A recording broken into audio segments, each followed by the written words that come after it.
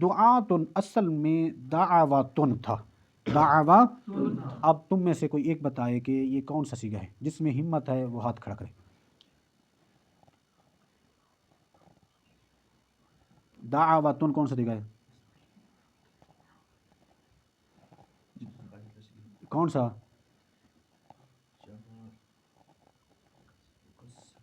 جمع مذکر مکسر، جیسے داربتن، داربن، داربانی، داربونا، دربتن، یہ وہی ہے۔ ہاں، داعن، داعیانی، داعونا، تے دعوتن، دعواتن۔ تو باقی جو پوری گردان ہے نا، ماضی مضارع میں پیچھے کا قانون لگ چکے ہیں، تو اس لیے وہ تعلیلیں اسے نہیں کی، جو تعلیلیں رہ گئی نا وہ کر رہا ہے۔ باقی اگر تم گردان پڑھو گے تو اس میں تعلیلیں انشاءاللہ آتی رہیں گی اور میں سمجھا دوں گا تمہیں۔ اچھا، اس کے بعد اس کو لے آیا ہے، تو دعواتن تھا، دعواتن تھا۔ اب دیکھو واو متحرک ہے، اس کا ما قبل مفتوح ہے، واو متحرک ہے، اس کا ما قبل مفتوح ہے، اس واو کو کیا کیا؟ الف سے تبدیل کر دیا، تو کیا ہو گیا؟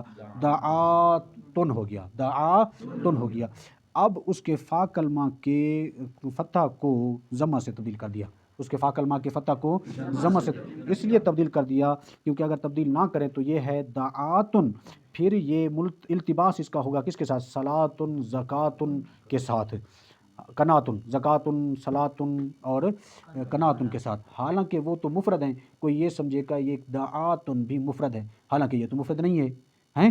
اسی لیے اس کے فا کلمہ کے فتح کو ضمہ سے تبدیل کر دیا، تو دعاتن سے دعاتن ہو گیا، دعاتن سے دعاتن ہو گیا۔ سمجھ آئی کہ نہیں آئی؟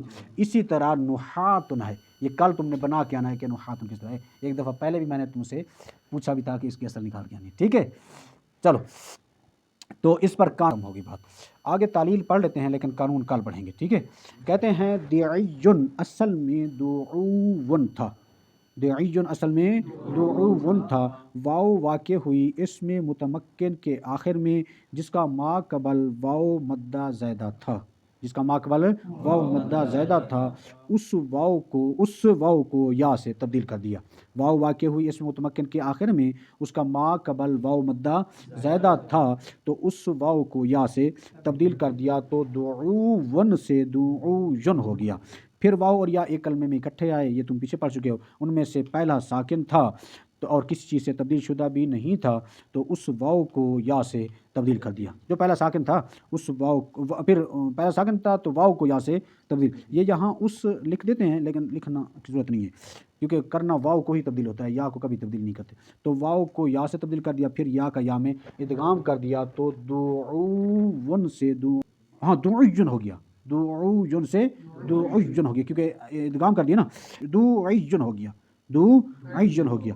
پھر پہلے کے ضمہ کو بھی کسرہ سے تبدیل کر دیا دوسرے کی مناسبت کے لیے، تو دعوین سے دعوین ہو گیا۔ اس پر آگے قانون ہے، یہ بہت لمبا ہے، انشاءاللہ اس کو کل پڑھیں گے۔